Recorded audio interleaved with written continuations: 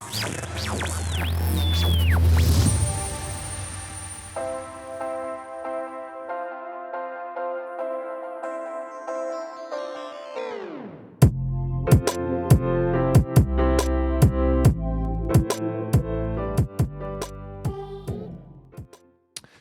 day, brothers and sisters. And per usual, that's how we force your behavior. We're telling you, if you don't press this button today, something may happen to you, but something good will happen to you if you do press it. So it's a positive reinforcement. Come on, press the button. You know which button. Share it, like it, subscribe it, whatever. We are growing, so we need your support as we are growing. But this show is going to be fun. It's like every other show, we're here to discern about things that's happening. And how dare we're not discerning about things that are happening south of the border. We are the Canadian show. And unfortunately, and sometimes fortunately, things south of the border affect us to the positive. But now we're kind of sort of all part of this Western world decay and decline. And I don't want to be a downer today, but it seems like in the news, all the things that, all the sanctions that were put against Russia seems to fire back at the West specifically, and Russia now uniting the world on the other end. And Yuan now is becoming a trade currency of the world. BRICS is growing and every country wants to join. We're going to talk about that a lot. And also we're going to talk about corruption here in the Western world. I'd like to talk more about Canada, but today news is coming from United States and Biden's administration again, scandaling Trump. Glenn, how you doing today? Very good, champ. What an amazing introduction. There's something positive, self-righteous about exposing the truth to the world. Anyone who, any listeners who really want to hear things and expand their peripheral of potential self-righteousness also, this is what we do, and it feels good. Feels good inside, big guy. Well, let's, catch people on this thing with Trump going on, right? Remember, Trump got arrested on charges that he had some documents. And, he, by the way, is the top of the executive branch. And he's the only one alone can other people can do it too. But he's the top of that branch who can classify and declassify things on his own because he is the top of executive branch. So, listen to this. Let's jump right into this. Member of Trump's legal team representative. Hillary Clinton. Joe Biden himself retained possession of classified documents yet have not been prosecuted. And none of them came into possession of those documents while they were president. None of them were president who, as the head and sole member of the executive branch, has the power to summarily declassify documents. The decision to pursue charges against President Trump while turning a blind eye to others is emblematic of the corruption that we have here. We are at a turning point in our nation's history. The targeting, prosecution of a leading political opponent is the type of thing you see in dictatorships like Cuba and Venezuela. It is commonplace there for rival candidates. Well, Democrats will also list Russia. Quite obviously, champ, this is turning from a prosecution into a persecution. Oh, it is. To be prosecuted, but it's always been persecuted and put into jail. Oh, I should just took your words, man. What is being done to the President Trump should terrify all citizens of this country. That's true. These are not the ideals that our democracy is founded upon. This is not our America. Thank you. That's a bit of a notice to asylum seekers. Are you really sure you want to go there? Yeah, they are actually sure because they are being invited. They get a free phone, they get some money, they get a house, they get free medical. Of course they want to come here. Glenn, what are you talking about? In terms of that's what we talk about here on this show for ages in terms of persecution that Western democracy has been. Well, this is what we sell in Ukraine, right? This is the thing that we push in Ukraine, Glenn. But then you look back at home, it's like, well, there's no democracy here. So what are we defending actually, Glenn? Tell me about that. Yeah, we're defending the rights of the bad globalists, actually, and their ways of making money and taking more control over the so-called free world with their implementation of authoritarian and dictatorship-style governments. By the way, you know the corruption that she actually referring to, and I know we played this. By the way, brothers and sisters, I don't have 100% faith in Trump saving the world or saving even the United States. I mean, if you put all your, eggs in one basket, you may fail to. But is there a better candidate than him? I don't know much about DeSantis. Like, I know what he can do, although he did certain things that I'm really not happy about. One of them, he gave a lot of money to big pharma, like 18 billion. He did bring people to Syria. We covered that in the previous episode. United States Army is still in Syria. So he bombed Syrian people as well. So he was part of that arrangement. So he is sort of kind of in this globalist game a little bit too, or a lot of it. I don't know. I don't know the extent of him behind the curtain, but he is definitely better candidate than most, although it may be all illusion still. Glenn, do you still have faith in Trump? Speaking about faith, my mother told me something a long time ago. She said, son, have faith in God and have faith in yourself in knowing no matter what happens to you, you're going to be all right. So everything else is like a giant play. It's the world is a stage. So if you put all your 100% faith in another person, don't be surprised if that faith gets challenged so many different times. Do you know what Tucker Carlson had to say about this? Hey, it's Tucker Carlson. On Tuesday afternoon, the Biden administration had Donald Trump arrested. It was a pretty big news story. You may have seen it. Just before 9 p.m. that night, as part of its coverage, Fox News ran 2 live video feeds next to one another. On the right, Donald Trump addressed his supporters in New Jersey. On the left, Joe Biden spoke at an event for the Secretary General of NATO in Washington. Beneath those videos at the bottom of the screen, Fox's banner read this way, quote, "Wannabe dictator speaks at the White House after having his political rival arrested." Those words were up for less than 30 seconds, but the effect was immediate. Inside Fox, the women who run the network panicked.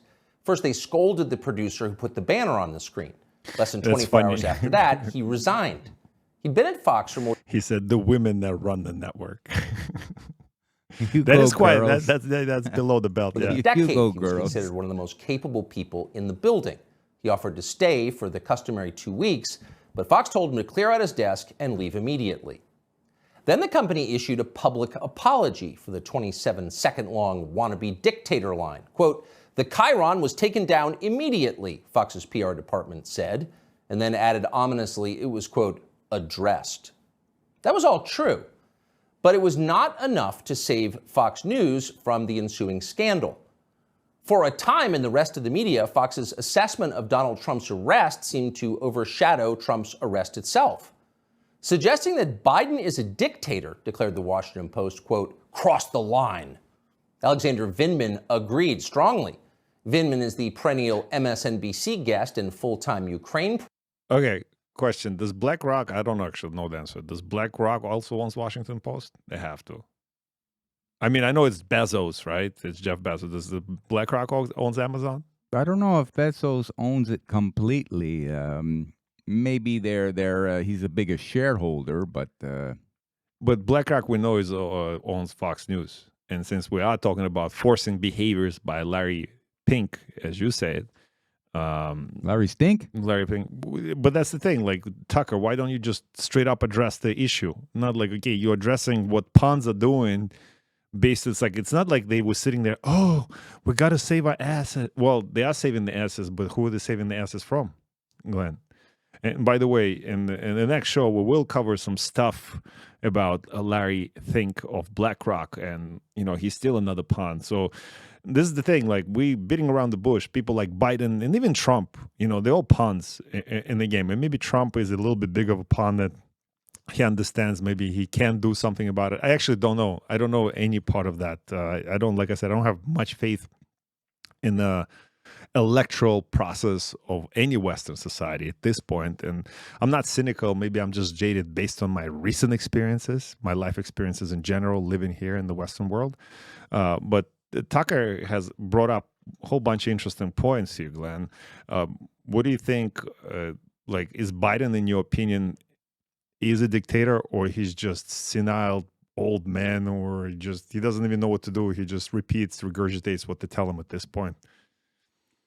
Yeah, I think that the new elites are using him to expose everything, and also get the Mr. and Mrs. Average to question the same thing as what you're doing. You're questioning the so-called democratic system, the democracies of the Anglo-American, the Western Empire. So it's fair to say they know he's crazy. And I don't mean like psychotic crazy, but crazy like old age, senile crazy. And then at this point, like they just take away his handlers and just let him do his crazy thing to expose the narrative. Like example of this would be something like that. Are there tapes that you accepted bribes, President Biden? Is that true? Would you comment on the arrest of the former president, sir? He said no. He said no. These are tapes that the FBI has supposedly had from somebody who referred to him as the big guy when it comes to taking money from Ukraine. Yeah, so here's we have somebody ask him that question in the audience. Why did the Ukraine FBI informant file refer to you as the big guy? Why is that term particularly applied? Thank you very much. Thanks, guys. Right, that's a dumb question. So the audio is not the best. Did you hear what he said? Yeah, why do they refer to him as the big guy? And he wasn't too happy because I think right now he wants to be referred to as the old guy. But the question is, when he said, why do you ask such a stupid question? Is it a confirmation? Like, of course I'm the big guy. Why are you asking that stupid question? And here's speaking, like, we're going to get off that Biden story and get into more juicy stuff, obviously. We can't just talk about Biden all the time. But, brothers and sisters, is he an authoritarian? Like, we know for a fact that Canadian government run by Justin Trudeau, specifically Justin being an authoritarian, but we have a structure here that's not the same as, Democratic Republic in the United States. We don't have the same constitution here in Canada, but we have prime minister who can appoint ministers. He can appoint even governor general, right? He can sign off on the government. It's appointed by the queen or king nowadays, but he signs off on that. But he here in here in the Western world, in the United States, Biden probably is an authoritarian based on this. Just listen to this, brothers and sisters. The former president will not return, that his political movement, which is still very strong, will not once again take power in the United States. Well, we just have to demonstrate that he will not take power by, if he does run, making sure he, under the legitimate efforts of our Constitution, does not become the next president again. Glenn, your reaction. Yeah, it's pretty easy as a Canadian to recognize an authoritarian dictator when you see one after experiencing Trudeau government during the 3 years of the scamdemics, the lockdowns, the trampling of people who were protesting against the government in Ottawa. And another thing, in the United States, they'll have secretary, like Secretary of Defense, the Finance Secretary. In Canada, they're not called secretaries, they're called ministers. So in Canada, we have the ministers of misinformation. Oh, yeah. We're going to talk about that in the next episode specifically. The Ministry of Truth, as it was called in 1904. Very prophetic by George Orwell, and we did an episode on that. Please watch that. In the last episode, you mentioned Senator Hawley grilling FBI. I got a little bit outlined. Why is Biden being protected by FBI? We know, we know Kennedy was killed by CIA because he was exposing a whole bunch of different stuff, right? And that's the George Bush Sr. Stuff. That was right? his group, yeah. That was his rise to fame, actually. Yeah. So, and big oil magnates, right? Bush's family. But here's this FBI exchange with Senator Hawley. Wow, 278,000 times American citizens' information was queried by your agency unintentionally? That's your testimony? I would want to go back and check that, Senator. Will you commit to releasing this unclassified document that alleges that the President of the United States has taken $5 million or more in bribes from a foreign nation? The document, as you know, contains sensitive information, and I hope you would take that seriously, too. Oh, I take it very seriously. But I also take seriously the fact that your institution has repeatedly abused its authority, has repeatedly targeted political opponents. Your institution is the one that went to the door of pro-life protesters with SWAT teams to try and intimidate people because of their speech. Your institution is the one that treated parents as domestic terrorists because of their speech. Your institution is the one that, according to the court, the FISA court, ran 278,000 unwarranted, probably illegal queries on Americans, right? That's the democracy, Glenn. Yeah, they're talking about the 5 million and the other 5 million that went to Hunter the junkie, Biden's son. But there are senators who are coming out and saying probably by the end of next week, don't be surprised if they have paper trails up to $25 to $30 million. Well, why not? Why not? Brothers and sisters, remember not so long ago, the Syrian war, and that's why I'm saying, like, I brought up the war, for example. It's the industrial military complex that runs everything, and they're definitely not the top of the food chain. It's still an economical force, right? But the point is, the wars drives the economy of the West. The war drives the fear-mongering and control of the people here in the West, or actually anywhere in the world for that matter. But remember what they did in Syria, and that's why I'm questioning Trump, because he was sort of kind of part of that scenario in some way. So is Obama. But remember, the Americans, they like to do this. Do not use chemical weapons or we'll attack you.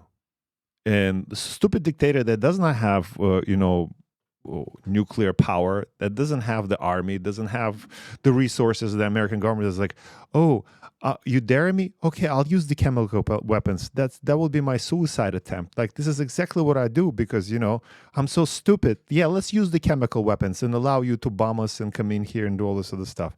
Yet we no longer buy into that crap anymore, right? And if you guys still believe that there were chemical attacks, well, just like the chemical weapons in Iraq, right? They are so lazy, and they also think you are so stupid that they use exact same story on you. And if you buy into it, you also, but I know you brothers and sisters, you listening to the show, you're not stupid. But there's other NPCs that walking around that may possibly buy into that stuff. Share our channel with them, share this information with them, not just ours, but other people's that, plant the seeds. You will not change them maybe on the one story, but you never know. Maybe you already heard it from somebody else. They just need to hear it from you. Glenn, did you hear that story? That, by the way, connection to the Syrian gassing, apparently that happened.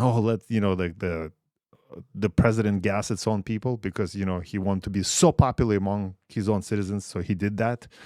And then if you look at this picture, then the blue helmets came in, by the way. Right? That was Bashir al-Assad being accused of putting these weapons on his own people, this chemical attack on his own people. Now we're finding out these chemicals came from the city of Edmonton in Canada. Well, they didn't really come from there. Well, the connection is that apparently the guy who was instrumental in creating those and working on those chemicals, again, supposedly, allegedly, according to the Canadian press release, government press release, which is global news. I'm sure they're not as rich as CBC, but they're definitely getting some of that government money. They actually disclosed that this guy's parents immigrated to Syria in 2013, Glenn. So remember all those people screaming, how do you instill, till this day, how do you screen the immigration? Because on one end we're screaming, okay, they are terrorists, they are terrible people, and then now we're finding out that there's strong connection, even according to our own propaganda, between people. And what are you going to do with those people now? What are you going to do with the parents? You're going to kick them out because your son is related somehow to the chemical program that gassed its own people, which we know is bull crap, and it didn't really happen. So you're talking about reinforcing the mass immigration policies to Canada. Oh, and by the way, on this Friday, June 16th, the Canadian population, as of today, has surpassed 40 million people officially. Wow, that's pretty good. Well, our birth rate is so low here because since we're LGBT capital of the world, and those people, they don't really procreate as much, so that's so we have to somehow. Who's going to pay taxes? Who's going to pay the pensions? Who's going to pay? Who's going to buy islands for all the senators and MPs and blah blah blah, all this other stuff. Almost lost a track of thought. True story. Few years back, when the 2014 thing started, and the first Ukrainian conflict, and Newland sponsored that government takeover, and the first military action by Ukrainian government against its own people in the east started to happen. My friend's family from Lugansk region actually came to Montreal, Canada, looking for refugee status because they didn't want to be in the middle of the war. And they couldn't get it because they were from the wrong part of Ukraine. Glenn, they were from the wrong part. I remember calling CGAD and telling the story, and they like, oh, they have to follow the immigration process and all this stuff. It's like, well, and I was actually using Syrian as an example. Like the story we just mentioned here is like, well, they're taking Syrians just a green light, a green corridor, no screening, no vetting, nothing. And we have an example of this now. And they're like, oh, maybe we should have vetted them. But the people that are completely directly affected by the action of the Western world, including Canada, by the way, they were turned back to Ukraine. Go die there. Follow the process. It's ironic because I was just reading the other day that now there's more percentage of immigrant or people who are coming here applying for immigration status to be permanent citizen residents. They are seeing what's really going on in Canada. They're not very impressed, and a lot are saying, "No, thanks, I'm going back." It does happen, brothers and sisters. It does happen. It is, although Canada is still a beautiful country, and people like us actually showing it to you that there are good people here. It's just the people at the top that sold to globalists. However, Glenn, I cannot point fingers here at anybody and say, oh, it's the globalists. It's also partially our part, too. We play the part that will let this train get away. Now, concerning things, since we made a shift to Ukraine now, and we're talking about the Western world and connection to Ukraine, well, we cannot not mention Russians here. And do you know what the Czech president said regarding Russians, Glenn? That the Russians should be targeted just like Japanese did during World War II by U.S. people. In America, especially in the western part of America, that was proven to be mostly racially motivated, but they had taken all the Japanese Americans and had put them in special camps where they weren't allowed to leave, and that lasted for 5 years, 41 to 46, by the way. Well, it is racist, right? So, like, we can't say, well, there's a lot of Chinese people in Canada, and a lot of Chinese people in the Western world. But, like, when you talk to Chinese people, they'll always say, the guest that we had on the show said, you have to divide the Chinese government from the Chinese people. Chinese people actually love China, but not because of communism or CCP. Now, the interesting, like, I'm circling back to that story, Syrian story, and like, here's the comments of the Czech president. What's his name? The Czech president, Petr Pavel. Petr Pavel. Yes. Well, you never trust a person with two first names. You never trust a person with two first names. Well, he said, then when there is an ongoing war, the security measures related to Russian nationals should be stricter than in normal times. All Russians living in the Western countries should be monitored much more than in the past. Brothers and sisters, if I eminently disappear, I'm going to tell you right away. I'm perfectly healthy physically and mentally. I'm not here to commit any kind of affliction on myself, including suicide. Just like Andrew Tate, brother. Yeah, just like Andrew Tate. I also, I'm going to tell you right now that the amount of Chinese citizens that that cross southern United States border on a daily basis is enormous, right? And you can look into the stories yourself. Are those people being vetted? How do you know that's not the CCP's army? You don't. You don't. You really don't. And I am 100% for vetting every immigrant that comes to every country for many different reasons. Like Glenn, don't you disagree? That's a normal process. But you shouldn't single out people that are already in those countries and prosecute them like the Japanese were prosecuted during World War II. That's right. And your word of vetting that could be maybe taken as a little bit harsh. I don't believe in this coming into a country and saying you're a refugee. I believe in applying and going through all the normal channels to make the vetting, as you were calling, just happen a little bit more naturally. Okay? That way, chances are you keep the people with bad intentions out and you bring in more people with good intentions to help build the economy. Speaking of people with bad intentions, because you're definitely going to see some of this refugee, as it is been happening for past year, how influx of Ukrainian refugees here, and we all for definitely from taking the citizens away from the war conflict. We don't want them to die, either by the hands of the war itself or by the hands of the who wants to be drafted into the war that they ideologically opposed. Glenn, if Canada starts what with Russia, would you join the army? That's a good question, actually. No, hell no. I would just put signs for the Russian army. It's Ottawa. Take that building out. Yeah, so that's why I'm saying, I'm all for Ukrainians coming here or United States just to save them from dying. That's I am a conscious person. There's nothing even if that's not the best immigrant for this country specifically. Well, we invested so much into destroying their way of life. Might as well bring them in. Plus, we don't reproduce here, so we need some good, new, fresh blood to reproduce. Although, speaking of bad people and bad intentions, we gave, as Canadians, we gave so much money to Ukraine, and so is United States. And the last couple of packages of financial aids and military aids were for with expectations of that grand counteroffensive, and now basically the West is pushing Ukraine to do something about it. It's like, you guys got to do this. We gave you money not for nothing. Go die. And U.S. now demanding big results from Ukraine's counteroffensive.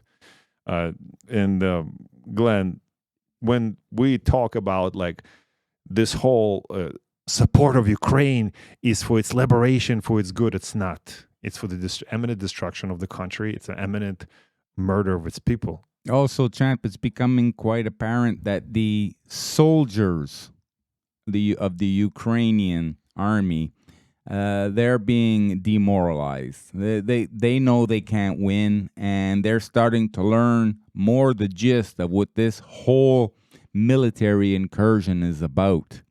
And they're starting to wake up, and they don't want to be a part of the let's make the globalists even richer agenda. Well, the news comes from that region that 10 Ukrainian assaults repelled in a single day. I mean, it comes from Moscow, so it's not really something that we can confirm. That could be a propaganda piece.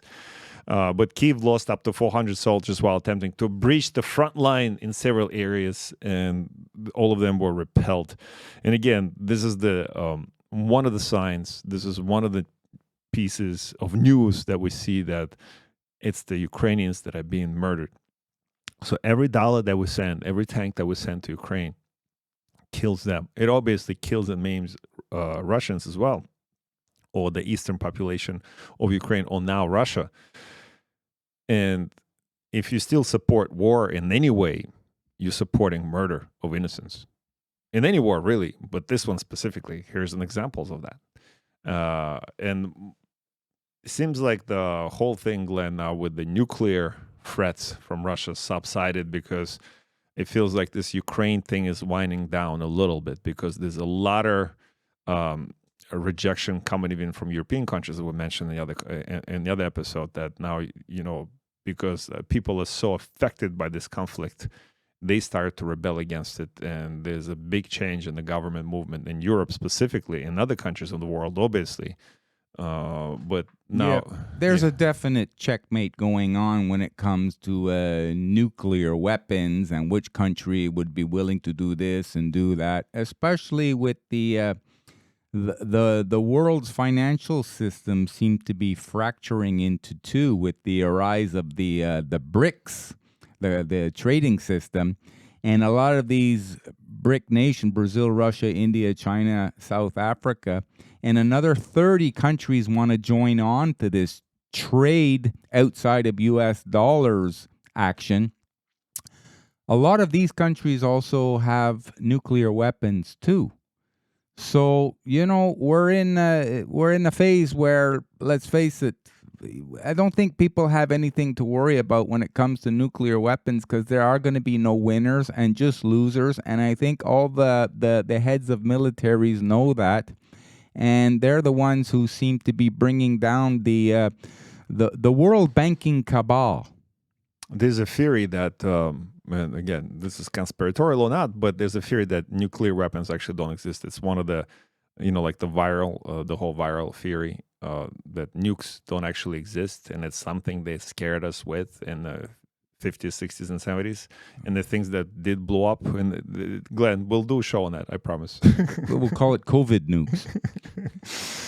Yeah, if we want to get canceled. But yeah, the Moscow outlined the Russian atomic arsenal would be deployed only in extraordinary circumstances, the foreign ministry spokeswoman has said. Russia could potentially resort to nuclear weapons only if its very existence were to be put at risk. So basically, if I don't know what would that mean, if Russia being attacked directly, or maybe the nuclear weapons being directed at Russia, and then maybe they'll preemptively strike. They don't say about preemptive strikes here. Not the problem with the conflict too is, we mentioned before in the previous stories that specifically Ukrainian conflict, because it's so corrupt. This whole situation is so corrupt on both sides. Actually, well, both sides. If we use Western side and Ukrainian side, for example, and Western side, U.S., Ukraine, and Europe, then Canada and Europe, and all other countries that supply them with weapons, those weapons end up in other places. We covered it how they end up in Mexico, just south of the border. Cartels are armed with like anti-tank and anti-air missiles. And funny you mention Mexico, but because that's one of the surprise of the 30 countries who want to join the BRICS. Mexico, just here in North America. It's not really a surprise. It's coming to it. Canada's going to join BRICS soon. I hope. I don't know. But the country of Israel fears consequences of the West arming Ukraine, specifically because Israel still has a lot of enemies in that part of the world, and now those weapons that were meant for the Ukrainian conflict finding its way to places like Pakistan, Iran, Afghanistan. They're being sold throughout black markets or directly by Ukraine, because people understand this war is just a facade for something else that is happening, and we can list a myriad of things here. What it is, it's the economical reset, it's a power reset, it's the forced behavior kind of thing. Champ, you said for the facade. I thought you said Mossad, but that would have been a nice, nice mistake. Let's face it. Israel is a nuclear power, and yes, it is surrounded by a lot of so-called enemies, and so it has a right to protect itself. But with this nuclear power also comes responsibility, and Israel also should think that way, that, well, since we are the nuclear power, we shouldn't provoke the other nations either. Well, they're not part of the nuclear non-proliferation treaty. You know that because they never officially admitted they have the nukes. Everybody knows they have the nukes, but they never officially admitted it. And the best air force in the world, by the way, the most highly trained pilots and the top of the line planes. And oh no, they can take care of themselves. Not worried about that. And but as long as they don't poke the other countries the way the West is poking and provoking Russia. Yeah. Well, speaking of poking, I don't know. Jacinda Ardern. She's the ex-PM of New Zealand, which is now entered in a recession, an official recession with 2 quarters of negative GDP growth. Do you think she quit? That's why she quit. She knew that was coming. Champ, she did her job, which was ruin the economy, and now it's starting. By the way, in that part of the hemisphere, now it's their winter where things are slowing down. So this is probably an eye opener of what's going to happen in the northern hemisphere this winter coming. Expect Canada in the end of this year to start going into a negative GDP growth quarter after a quarter. But what is the recession? Recession is the 2 quarters consecutive in the negative? Yeah. In what they like to say. In other words, your economy is slowing down, and then the next month the next quarter, 3 months, it's slowing down even more. So, the brakes usually starts with unemployment starting to increase, bankruptcies at the corporate level, at the personal level. So, that's a tough thing to get out of. In New Zealand, their inflation rate is at 7%. And those numbers are usually like skewed to the low, very low. You can double that, and you could be within approximate range. And their central bank overnight lending rate is 5.5%. Here in Canada, we're 4.75, and the United States of America is 5.25. So before, her nickname used to be Taxinda because she taxed the crap out of her. Well, she's not any different.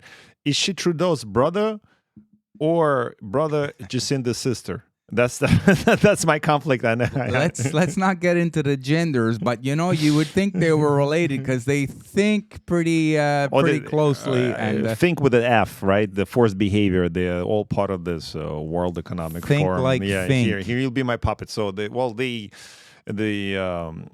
are they called? They did something to Justin with his pedophile story and his in his high school drama teacher days. What's the word I'm looking for? Well, they swept that under the rug to protect him because they were. But they used it. But they're using it against him now. Well, it's starting to come out, and it's good to see that the chief opposition leader in the parliament opening Canadians' eyes to the truth. So now it's like an old wound that was starting to heal. But now they just rubbed it with sandpaper to open it up nice and fresh. Yeah, my question is, what did it do to Jacinda or Japsinda or Taxinda? What did it do to her? How did who did she rape in high school? The idea is, the sanctions and all those Western corporations leaving one of the biggest, strongest growing markets in the world, which was Russia, was somehow to punish Russia and to punish the Russian people. Oh, look, we're going to take away your Adidas brands and Nike brands and McDonald's brands. And that's it. You're going to be left hanging. But, you're forgetting that all that stuff made in China and Russia and China's trade increased by 40%. Yeah, champ, they're just brand names. And the Russian people, they're not as addicted to brands as, let's say, the people in America. Oh, that's not true. That's not true. If that were to happen in America, oh boy, the population would collapse. Okay, as a Russian, I will tell you that, I am exposing my Russian roots. That means I have a lot of Russian insight. And a lot of Russians are very brand-oriented. They were, because there was no God. And when the Soviet Union fell apart and the Western, the wall was brought down and collapsed, all those Western brands came in. Adidas was one of them, or one of the first ones. And Russia has a little bit of addiction to the brands, but not, like you said, it's probably shifting at this point. I would understand an addiction to a brand like maybe Rolex, but running shoes, really? Yeah, man, it's I don't never understood that. No matter where you are in the world, but what that did to the Russian economy, the exodus of this is allowing domestic brands to grow, to fulfill the niche. Like when IKEA left, IKEA used all the factories in Russia. Like you saying, like if you left all the technology, all the blueprints, and everything else, somebody can come in and just take over and start making schmakia instead of IKEA or whatever. It'll be the same exact thing. Like you're really shooting yourself in the foot. So I have an interesting point about that, Glenn. I was yesterday with my man. I'm not going to mention his name. He wants to stay anonymous. But he brought up an interesting point. You remember how the bubble burst in 2008? And the real estate bubble burst in 2008. And then the big corporations like BlackRock swooped in and bought out all the real estate. And they're expecting to do the same thing with the real estate bubble about to burst now. But know what's been happening as well? Those forced behavior is not about just to divide and conquer and to destroy the West and all this other stuff. It's an economic war. They come in here to destroy the brand. Like, for example, Bush, they own about 36 million worth of shares of Anheuser-Busch, right? BlackRock. So they come in and like, okay, you got to implement your woke credit score. You got to be gay now, or worse, transgender, right? Worse. I mean, that was a hit, John. You gotta watch what we're saying. But then the same thing they did with Target. Those are publicly traded companies, right? Obviously, because if they own shares of them, what happens? They get hit. Their sales get hit. Their share market value goes down. Who buys the shares at the lower end? Yeah. BlackRock. Yeah. Yeah, I was just reading something like that now that's an opportunity. But I'm not so sure, because when you look at, let's say, Budweiser drinkers or Bud Light, they are overwhelmingly were men. And the majority of men who looked at this Dylan Mulvaney guy dressed as a girl, thinks he's a girl, it leaves a real bad taste in their mouth, that expression, taste in their mouth, right? So now when they think of the Bud Light beer, before they even drink it, they have a bad taste in their mouth, and so they switch to other beers, and now they're just getting used to the new taste. I agree, but time will pass. Time will pass. It's going to be a lot of time, bro. Yeah, maybe, but people have a memory of a goldfish in the West. They really do. They forget that Joe Biden was just caught a few weeks ago, maybe a few months ago, with the secret documents stored next to his Corvette in the garage, and they're all screaming about Trump and his documents. That as an executive, a president, he had full right to do so. And Hillary Clinton, all those emails on her personal server that were taken away and destroyed, and as a government official, that's all government time. So you have to be on the watch all the time. So I don't know. She had a lot of things that people would be very interested to watch, but they were all gone away.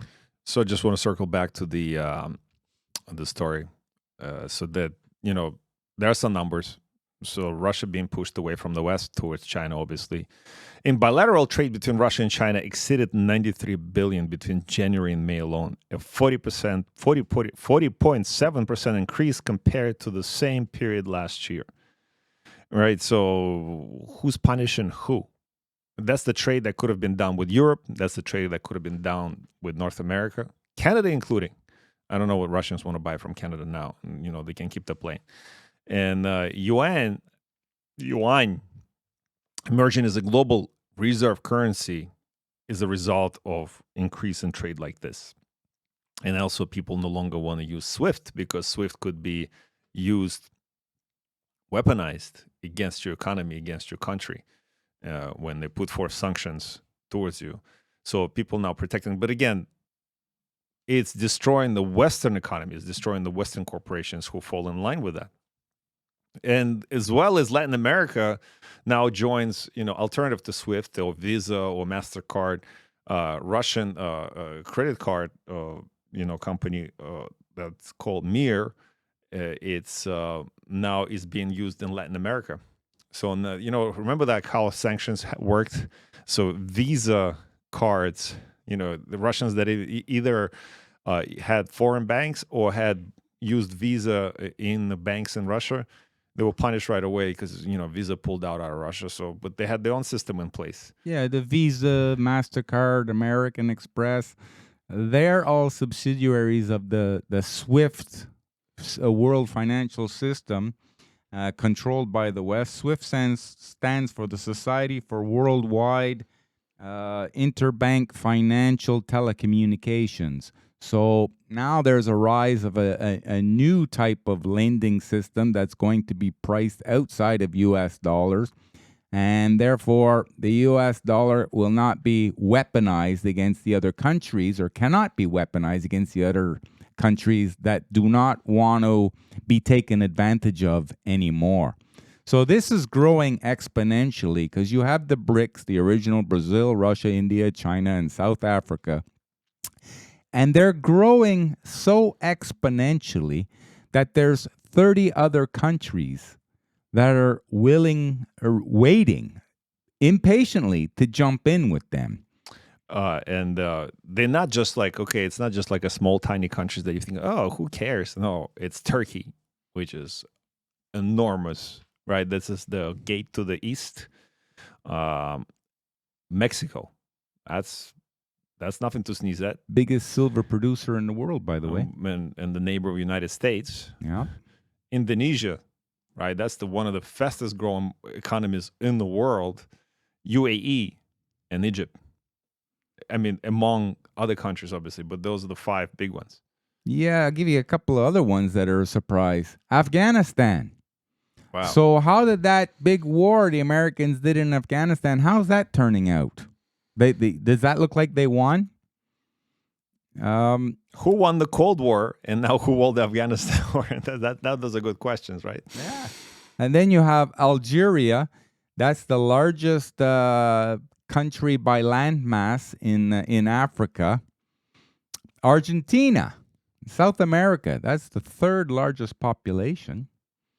Venezuela is ranked number 1 in the world for oil reserves. Canada, we're ranked number 4 now. Okay. You said Egypt, Iran, a country that's also working towards getting nuclear arms, if not already having them, and totally independent in terms of the tech from the Western world. They don't depend on the Western tech. They have their own. Speaking about tech, which is a lot of it requires rare earth minerals. Kazakhstan is another one. You mentioned Mexico, which is a bit of a surprise. Now, Nigeria. That's a huge one. 232 million people. That's in Africa. Twice as much as the next country in line, which is Ethiopia. And isn't it the biggest economy too? Nigeria. Well, with that many people, that's like the China or the India of Africa, let's say. Okay. Pakistan, also you said they also have nuclear arms, and that's always been a trade partner of the United States. Yeah, Saudi Arabia, which is a big surprise, right? Yeah. Okay. A few more here. Syria, of course. United Arab Emirates, which you had said. Thailand. It would be nice if Russia went into Thailand and got rid of all the pedophiles. That would be take the population down quite a bit. Russia and Thailand has a strong connection. A lot of Russians. It's like Thailand is like Russians' Cuba, I think.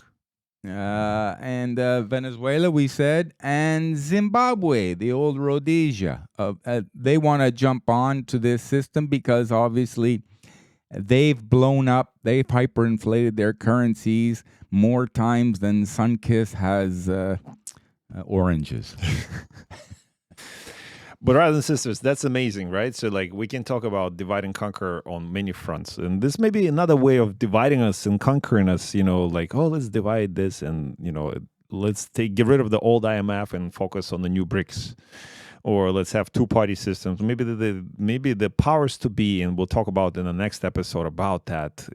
Who's in charge of people like Larry Fink? Who is forcing behavior of Larry Fink? Who's on top of people like Carl Schwab and Biden and Trump and Trudeau and all of this? Who's on top of those people?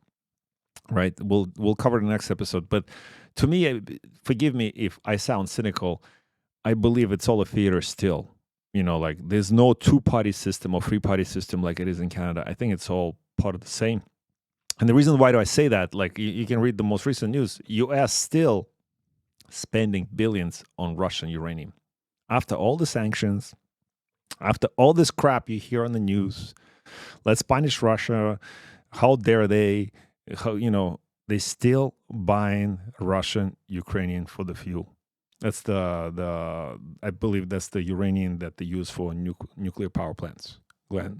And that's what makes me question everything we just talked about on this show. Yeah, big guy, of course you want to question everything that we talk about on the show because you've been red-pilled. You've awakened to the fact, and don't be confused with woke. No, you've awakened to the fact that everything was a theater. Everything was made to look real, and we're starting to learn that it's make-believe. And the more you realize it, the more you start questioning things, and then the questions you answered to yourself by finding out the information, like on channels like ours, you start becoming standing out more in your community. People come to you for more ideas and more information. So you tend to become a leader because you refuse to be led around by your nose anymore. Brothers and sisters, don't be led around by your nose. Discern. Today is Friday. What do you do on Friday? It's a really nice weather. Here in Montreal, we have Formula One weekend, and you can go hang out with your people, have a couple of drinks and all that stuff. You deserve it. You had a long work day, long work week. Go to the gym first. Eat something nice. Say something nice to a person next to you, and then go have fun. Glenn, any last words? Yeah, it was nice having Melanie on the last show about Tartaria again in the world. And one of the things she said after I had said, the eyes are useless if the mind is blind. But she said, real eyes realize real lies. And that's when you're red-pilled, when you realize how many real lies there are out there. Don't be fooled, brothers and sisters. Discern. Read the Bible. We'll see you in the next one.